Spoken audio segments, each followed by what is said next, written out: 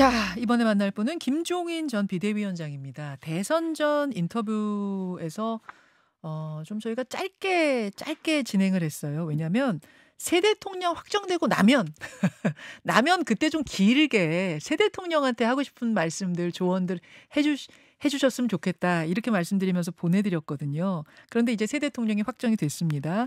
이재명 대통령에게 당부하고픈 이야기들, 그리고 야당에도 꼭 해주고픈 충고, 오늘 함께 들어보겠습니다. 김종인 전 비대위원장님 어서 오십시오. 네, 안녕하세요. 예. 어서 오십시오. 예측하셨던 대로 이재명 후보가 대통령이 됐습니다. 예. 다만 50%를 내다보셨는데 아주 약간 못 미쳤어요. 49.42%. 이번 선거 결과는 전체적으로 어떻게 평가하십니까? 내가 보기에는 뭐 이재명 지금 대통령이 당선될 거라고 하는 거는 뭐 내가 뭐 미리 다 예측할 수 있었던 건데 네. 뭐 좋았으면은 좀 과반수가 넘었으면 했는데 실질적으로 이번에 나타난 결과를 보면은 네. 이재명 대표가 지난 2022년 선거 때 받은 자기 47.8%보다 1.6% 더 얻었어요. 예. 그래가지고 49.4%가 됐는데 예. 지금 우리나라 대통령 선거를 쭉 보면은 97년 대통령 선거서부터 지금까지 과반수 넘은 대통령 후보라는 건 박근혜 대통령 하나밖에 없었어요. 맞습니다. 그리고 사실은 뭐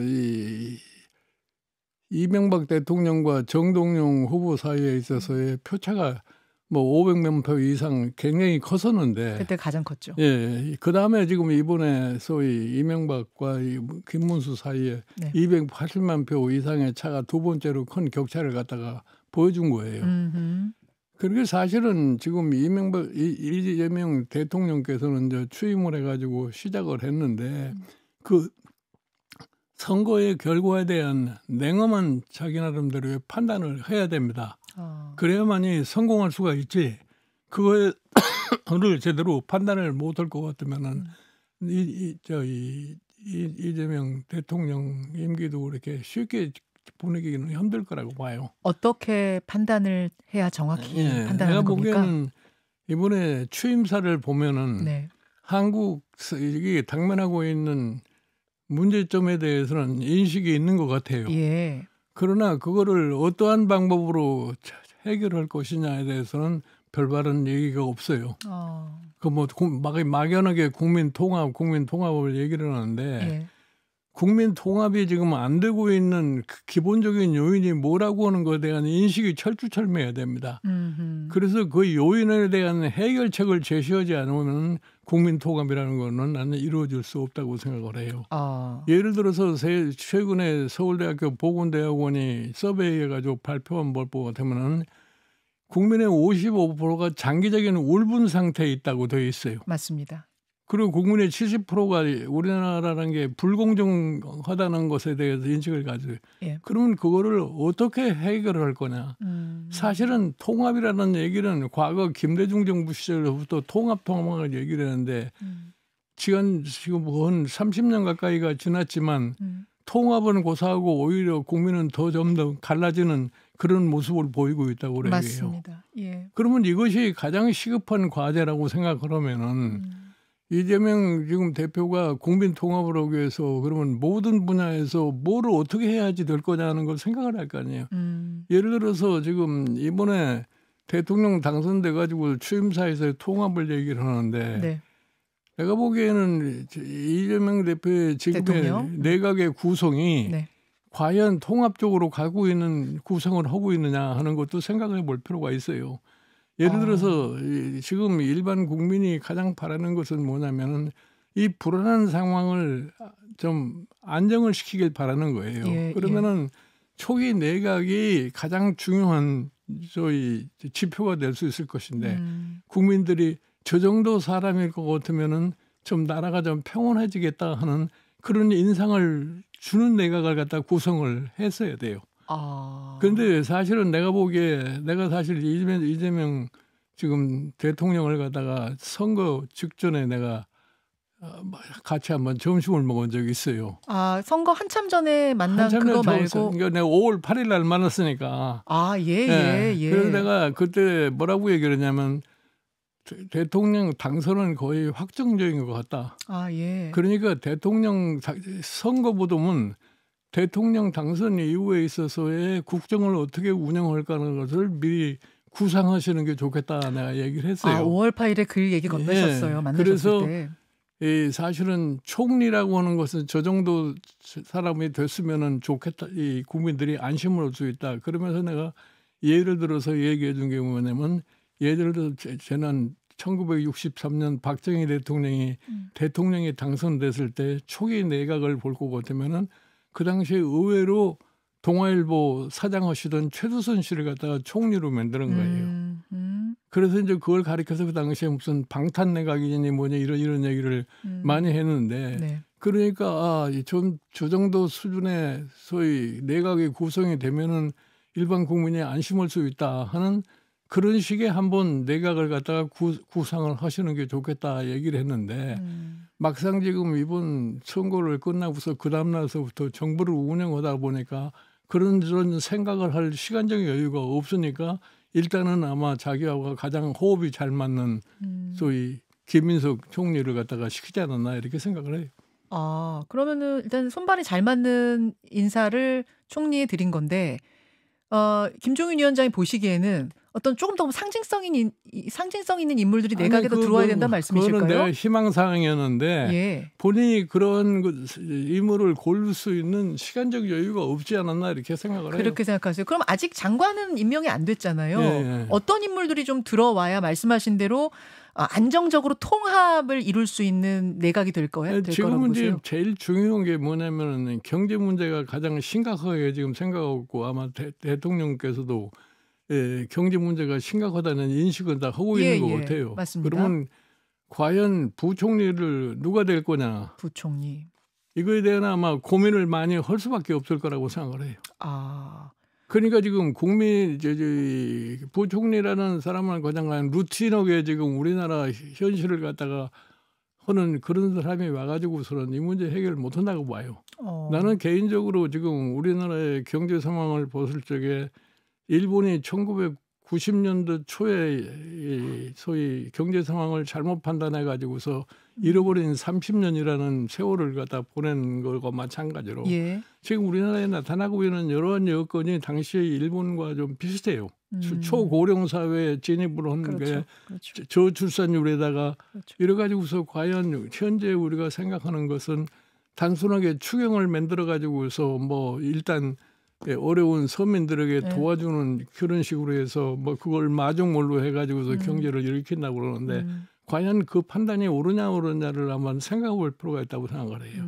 그러니까 딱 잘못하면은 괜히 재정만 낭비하고 경제의 효과를 갖다 가져올 수 없는 그러한 결과도 가져올 수 있어요.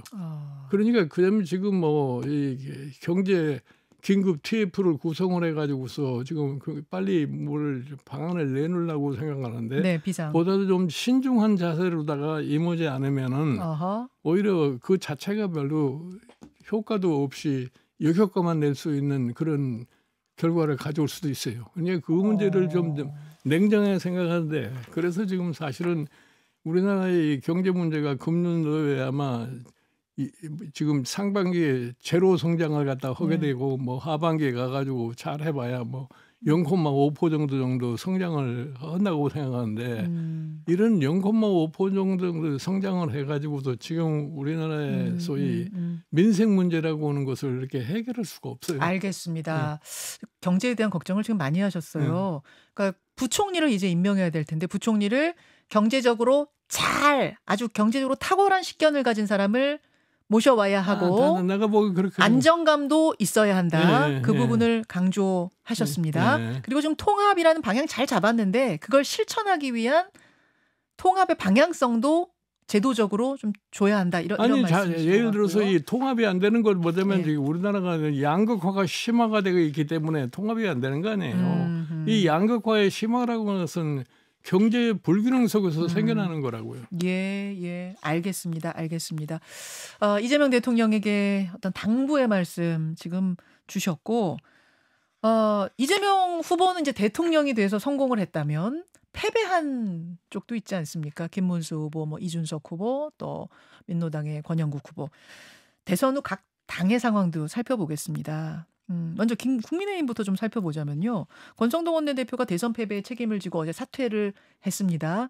하지만 김용태 비대위원장은 지금 자리를 지키고 있고 앞으로의 상황이 어떻게 될 것 같으세요? 내가 보기에 뭐 국민의힘은 이번 대선에 임하는 전략상 실패로 인해 가지고서 처음서부터 성공을 갖다가 기대한다는 건 나는 있을 수가 없었다고 생각을 해요.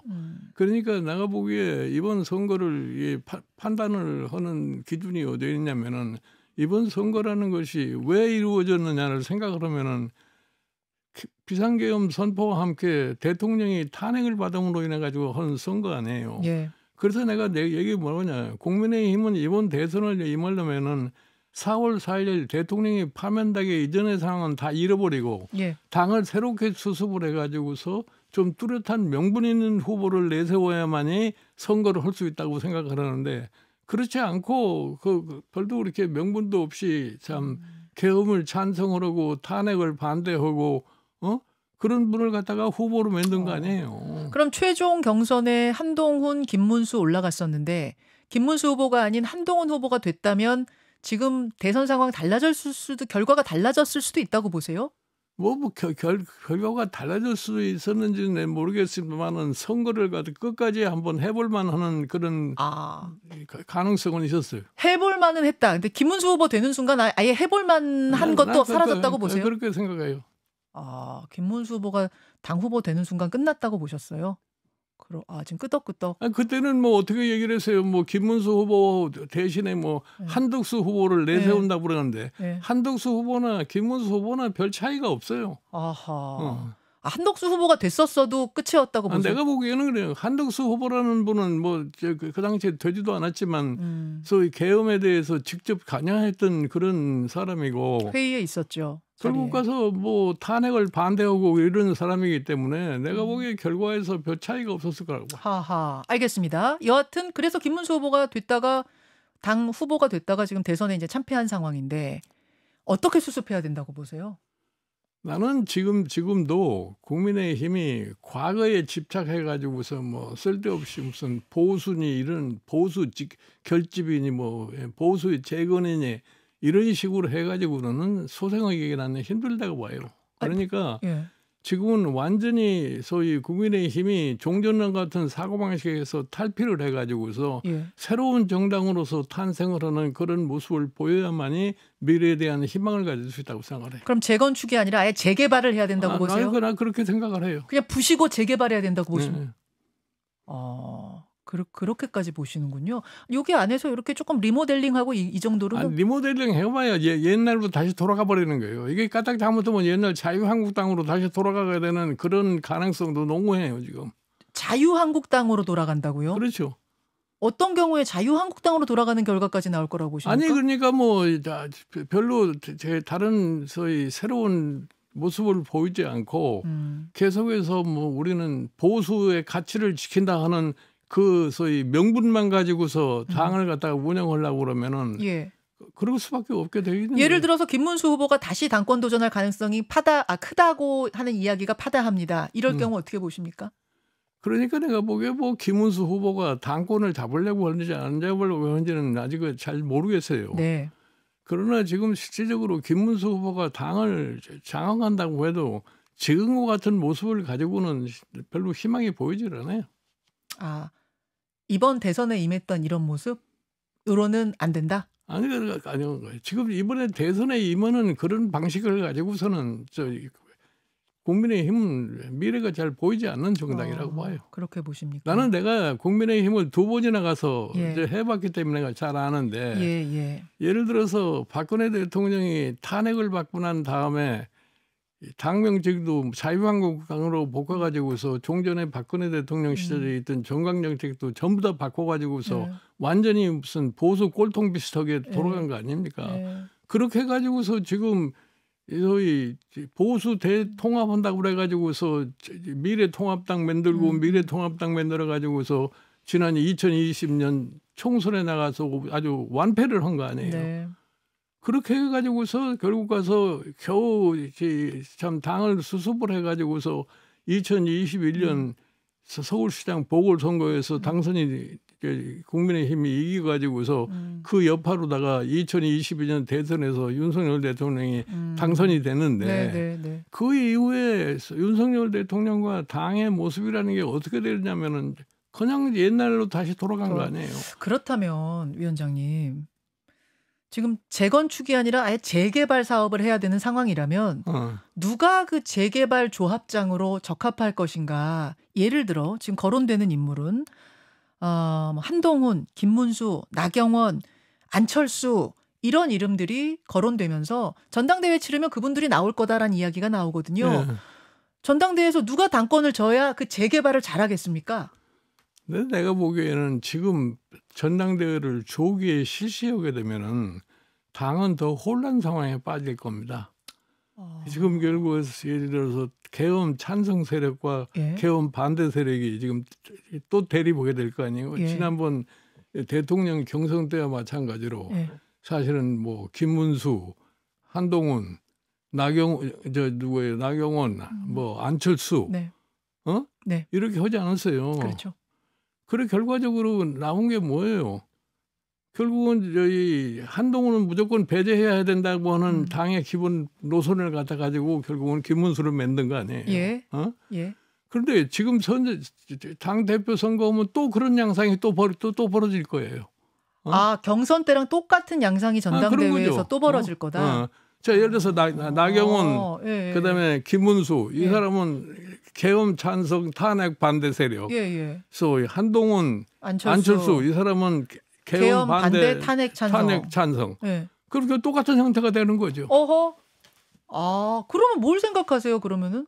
그러니까 당분간은 예를 들어서 나는 김용태 비대위원장이 어저께 자기는 사퇴를 거부를 하고 예. 지금 비대위를 다시 김용태 위원장으로서 비대위를 다시 구성할 수밖에 없어요. 예. 그렇게 해가지고 당을 어느 정도 좀 새로운 모습으로 변화를 시킨 다음에 무슨 전당대회를 하든지 뭐 하든지 하지 않고서는 내가 보기에는 별로 새로운 희망을 가질 수가 없다고.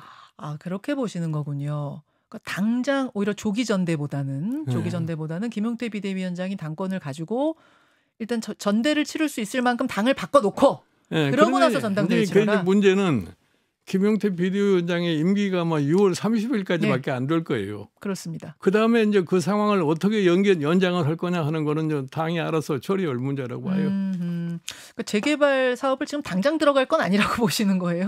그것도 조금 정비가 필요하다는 말씀으로. 알겠습니다. 개혁신당 얘기를 좀 해보죠. 한 2분 정도 남았나요, 본방송이? 예. 끝나고 나면 유튜브로 조금 더 이어가겠습니다.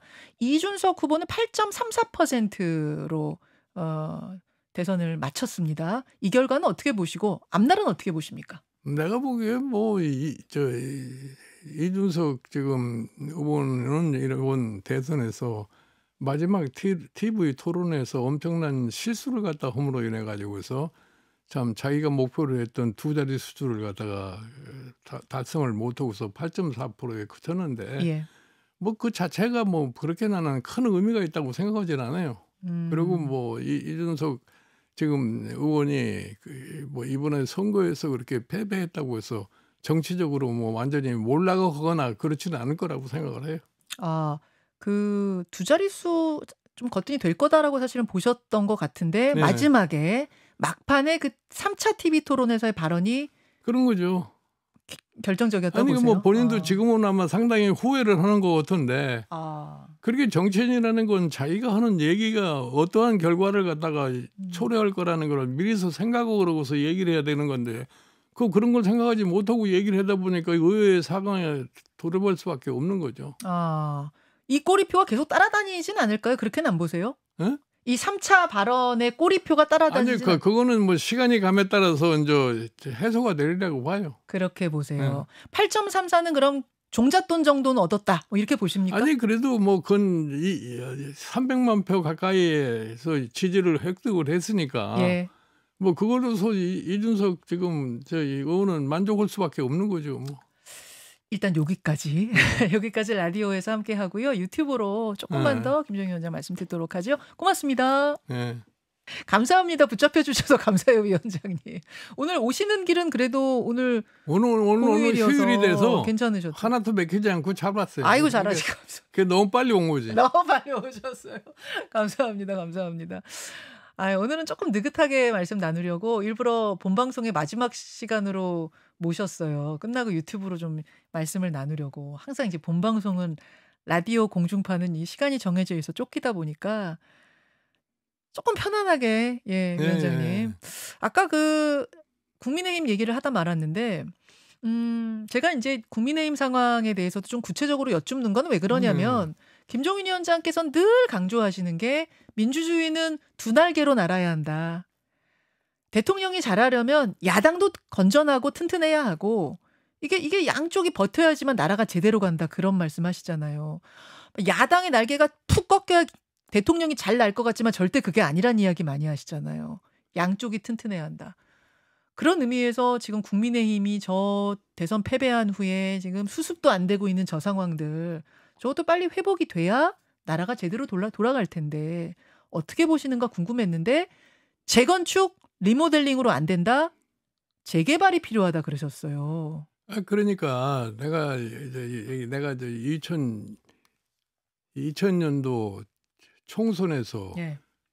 당시에 미래통합당이 대패를 한 거 아니에요. 그러셨죠. 그래가지고 내가 거기 비대위원장으로 가서 10개월 있는 동안에 그래도 어느 정도 당을 수습을 해가지고서 2021년 서울시장 보궐선거에서 오세훈 씨를 당선시킨 거 아니에요. 그러셨죠. 그것이 바탕이 돼서 사실은 2022년 대선에 윤석열 대통령이 뭐 0.7% 차이지만 당선이 될 수 있었던 거예요. 예. 그래서 내가 걱정하는 거는 예. 국민의힘의 생리로 내가 봤을 적에 예. 지금 소수 야당이 돼가지고 제대로 기능을 할 수 있을 것인가 하는 것에 대해서 굉장히 난 회의를 갖고 있는 사람이에요. 그게 이게 소수 야당으로서 기능을 못하면은 결국은 한국 민주주의 발전에 나는 굉장히 참 잘못된 결과가 나올 수 있다고 생각을 해요. 그러니까 지금 사실은 이 국민의힘은 다시 몸을 추스려 가지고 국민으로부터 지지를 받으려면 무엇을 해야 된다고 하는 것에 대해서 냉정한 판단을 할 줄 알아야 돼요. 그거를 못하면 내가 보기에 내년 지자체 선거에도 희망이 안 보여요. 네. 내년 지방선거도 마찬가지 결과가 나올 거라고 그러니까 보세요? 지금서부터 정신을 바짝 차리고서 최소한도 내년도에 서울시장 선거에서 그냥 지금과 같이 좀 서울시장 자리를 유지할 수 있느냐 없느냐 하는 이것에 대해서 아마 냉정한 생각을 해야 할 거라고 봐요. 뭘 좀 어떻게 뒤집어서 재개발을 해야 됩니까? 그러면 조금 구체적으로. 아니, 그러니까 이번에 왜 이번 대선에서 이렇게 패할 수밖에 없었느냐. 그러니까 지금서부터도 내가 그러니까 지난 4월 4일 대통령이 파면당하기 이전 상황은 다 잃어버려다 이거야. 잊어버려라. 그때까지만 해도 뭐 국회에서 지금 민주당이 다수를 차지하고 있으니까 법안이 통과되면은 대통령한테 거부권 행사하라고 이런 소리만 한 거 아니에요. 그러니까 기본적으로 이 국민의힘이 약점이 뭐냐? 정치적인 대화의 능력이 별로 없어요.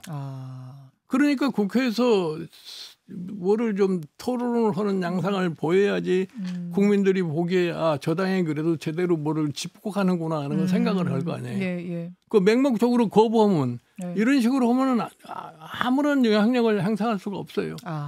그런 측면에서 지금 소위 지금 다음에 이 원내대표가 지금 권선동 원내대표가 그만뒀기 때문에 새로운 원내대표를 갖다가 지금 뽑게 돼 있는데 이 원내대표에서부터 제대로 된 사람을 잘 뽑아야 돼요.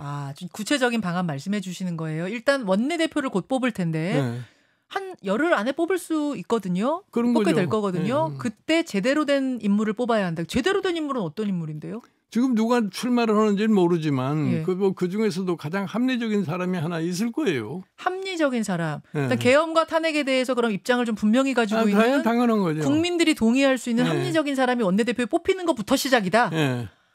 재개발의 시작은 거기서부터다. 지금 예를 들어서 국민의힘의 성향이 너무나 또 극우 쪽으로다가 전환이 되면은 내가 보기에는 희망이 없다고 봐요. 그렇죠. 사실은 계엄 후에 탄핵 전국에서 많은 의원들이 대통령 집 앞에 관저 앞에 가가지고 탄핵 안 된다 외치고 이런 게 국민들한테 지금 선명하게 각인돼 있거든요.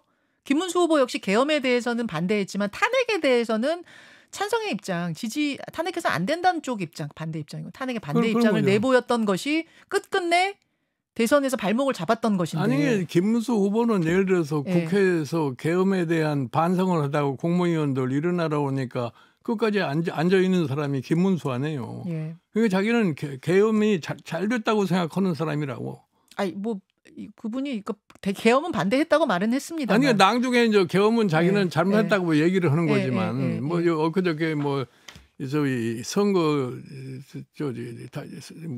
대책위원회 해단식에서도 그런 식의 계엄은 잘못된 거다 이렇게 얘기를 했어요. 한 건데 그러니까 기본적으로 그거를 찬성한 사람들이 지금 현재 국민의힘의 의원들의 다수를 차지하고 있는 거 아니에요. 그 사람들이 사고방식을 완전히 바꾸지 않으면은 당이 재생을 할 수가 없어요. 이해됐어요. 예. 그러니까 탄핵에 반대했던 의원들은 다수잖아요. 예. 탄핵에 반대했던 그것이 국민들 머리에 콱 있는 한은 지방선거 1년 뒤에 치러도 마찬가지다. 아니 그러니까 이번 대선이라고 하는 것이 왜 그러면 이재명 후보가 승리를 할 수 있겠느냐 이거예요. 국민의 다수가 이 계엄은 잘못했다고 생각하는 거 아니에요. 그렇죠. 그러면 당연하죠. 국민이 그걸 확인해 줬으면은 정치인으로서 당연히 국민께서 따라야지. 자기가 계엄을 찬성했더라도 이제 사고를 바꿔야 될 시기가 되니까 그러한 과정을 거치지 않으면은 국민의힘이 내년 지선에서도 내가 보기에는 승리하기가 힘들다고 내가 봐요.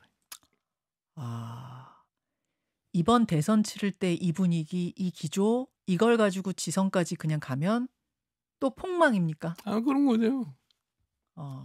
그래서 계속 재개발 얘기를 하시는 건데 시작은 이제 한 열흘 안쪽으로 뽑힐 원내대표 선거서부터다. 원내대표 선거에서부터 계엄 반대 탄핵 찬성 요 입장을 가진 원내대표부터 나와야 한다. 지금 말씀하셨고 이건 그냥 갑자기 든 생각인데 혹시 그러면 당 자체도 아예 다른 당으로 바꿔야 된다고 보세요. 그러니까 간판부터 다 바꿔야 된다고 보세요. 그건 모르겠어요. 아닙니까? 나는 좋은 간판이 따로 있는지 모르겠지만 국민의힘이라는 건 내가 이름을 만들어준 사람이기 때문에 그러니까 이제 국민의힘의 구조적인 측면을 갖다가 지금 변화를 시켜가지고서 새로운 모습을 보여줘야 되는 거예요. 뭐 간판을 바꾸든지 안 되는 건 자기네들이 알아서 두 번째 문제고. 그건 알아서 할 얘기고 간판을 바꾸든 안 바꾸든 그러니까 집을 헐고 다시 짓든 안 짓든 내용물은 그 정도에 준하게 바꿔야 한다는 말씀. 그 원내대표는 그렇게 돼야 되고 당대표도 그럼 이 원내대표와 같은 기조로 뽑혀야 된다고 보세요? 아니 그러면 자연적으로 당대표라는 사람이 그거를 극복할 능력을 가진 사람이 나올 거라고 나는 봐요. 그리고 내가 보기에는 국민의힘의 당원들이 의원들과는 좀 다른 생각을 할 수가 있어요. 당원들이 왜 그러면 오늘날 국민의힘이 이러한 모습으로 됐느냐를 갖다가 생각하게 되면 달라질 수가 있는 거죠. 그러니까 지난번에 당대표 선거 때와 같은 그러한 결과가 나올 수도 있다고. 지난 전당대회 같은. 네. 알겠습니다.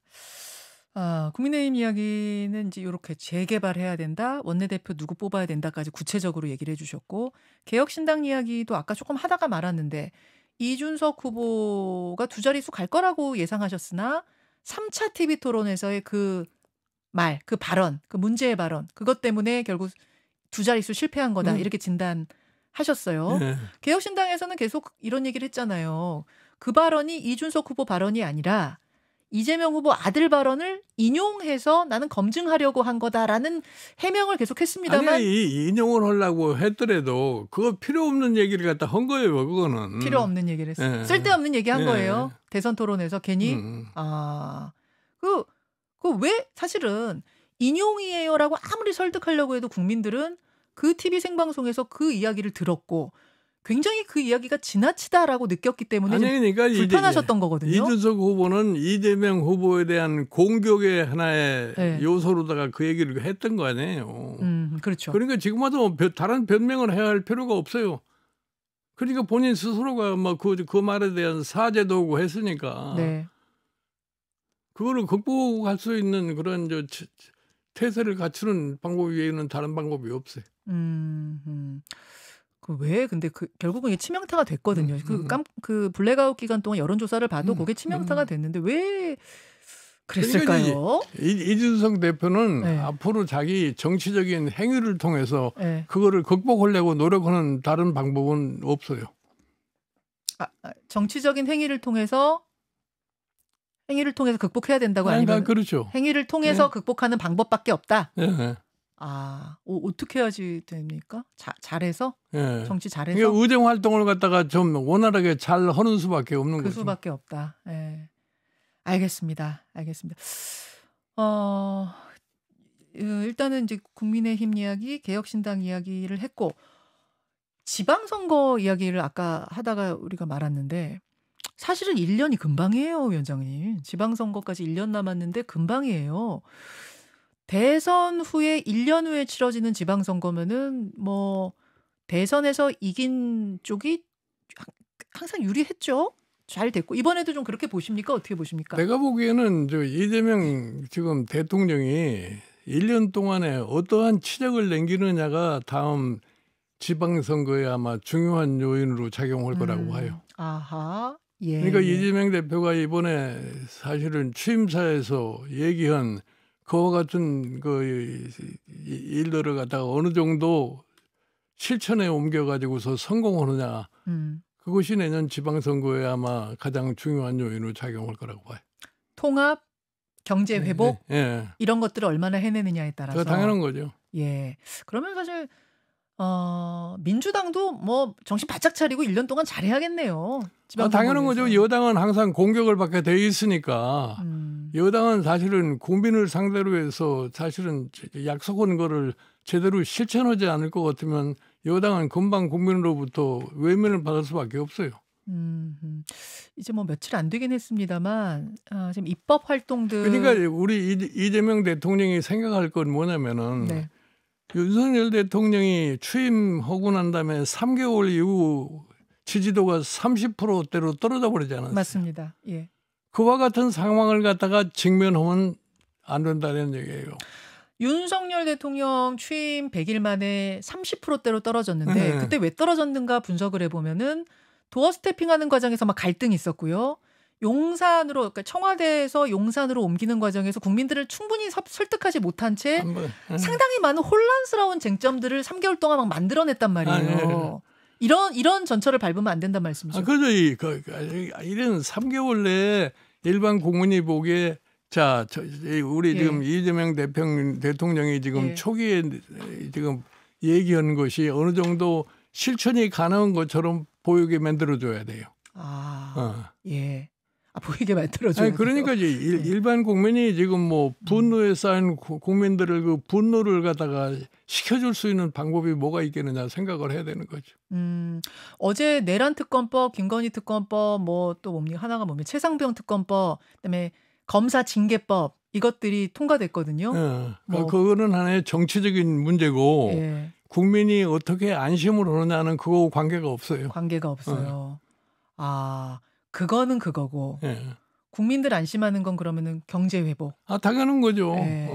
지금 회복. 서민 생활이 굉장히 어려운 형편에 놓여 있는데 그 부분에서 만족할 만한 성적을 못 내면 이쪽에서 뭐 내란 특검이나 뭐 이런 걸로 지방선거까지 쭉 끌고 간다고 한들 그걸로만은 결판 안 날 거라고. 아니요, 그렇거든요. 그러니까 예를 들어서 지난번 총선을 앞두고서 그냥 이재명 대표의 사법 리스크만 가지고서 계속 떠들어가지고 결국은 총선에서 아무런 성과도 보지 못했잖아요. 그게 그 당시 여당이죠. 그러니까 정치적인 사항만 가지고서 집착을 해봐야 아무런 의미가 없다 이런 얘기예요.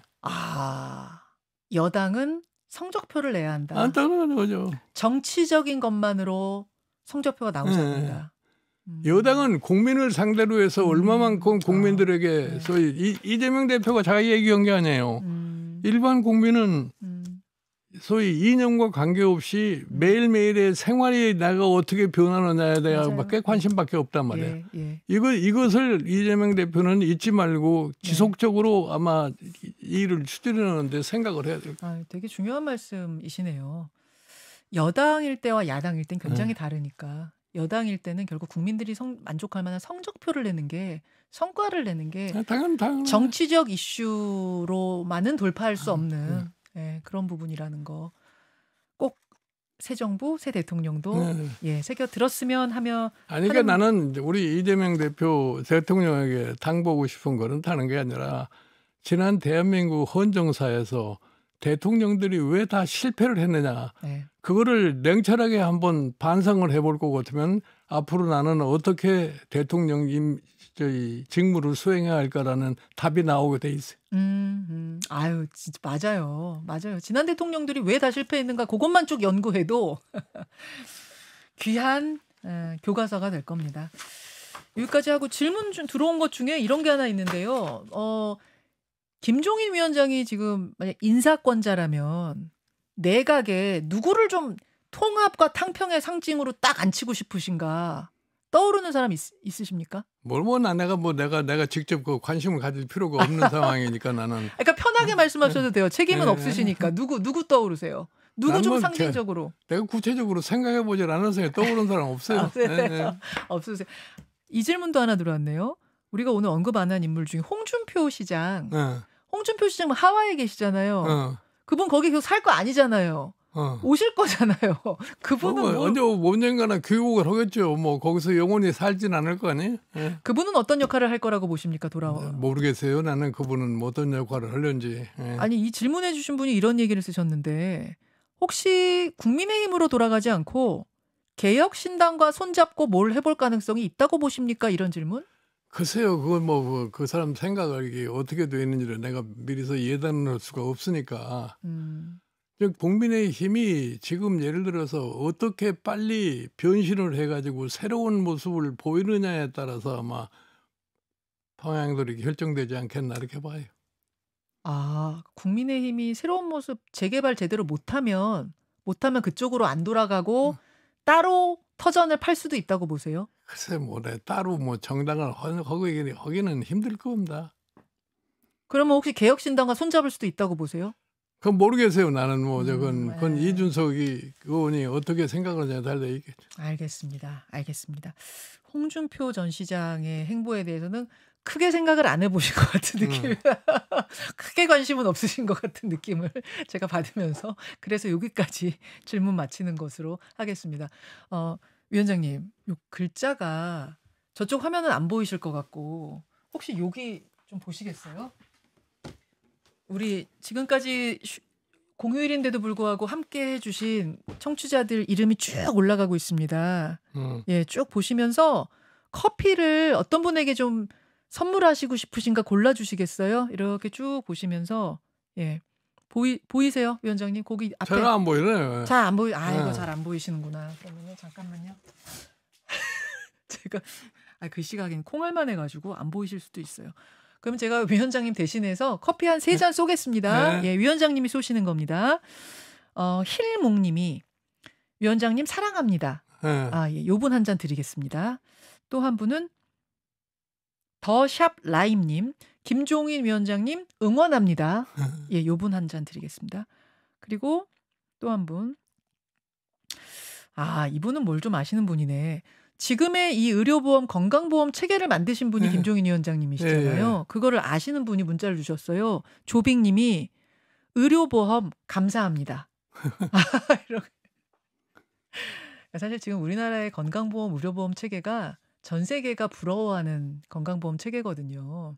다른 나라는 여러분 아시겠지만 맹장수술 미국에서 받으려면은 1,000만 원이 필요하대요. 민간보험. 이 시스템이라는 게 우리나라 건강보험 이러니 저러니 말들 많아도 이렇게 저렴한 가격에 좋은 의료 서비스를 받을 수 있는 나라가 전 세계에 없답니다. 요 체계를 만든 분이 김종인 위원장이시거든요. 그걸 아시는 분이 문자 주셨네요. 조빅님도 커피 한 잔 하십시오. 그나저나 의료 대란이 잘 해결돼야 될 텐데 그 얘기 아마 그 문제도 아마 이재명 지금 대통령이 하여튼 빨리 해결을 해야 할 큰 과제 숙제, 중에 하나예요. 큰 네. 숙제입니다. 예, 큰 숙제입니다. 그 이야기까지 전하면서 저는 인사드리겠습니다. 오늘 귀한 시간 함께해 주셔서 고맙습니다, 네, 위원장님. 네, 고맙습니다. 네. 화면 보시면서 예, 손 한번 네, 흔들어 주세요. 예. 고맙습니다, 여러분.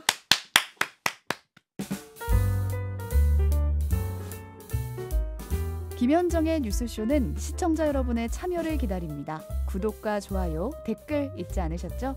알림 설정을 해두시면 평일 아침 7시 10분 실시간 라이브도 참여하실 수 있습니다.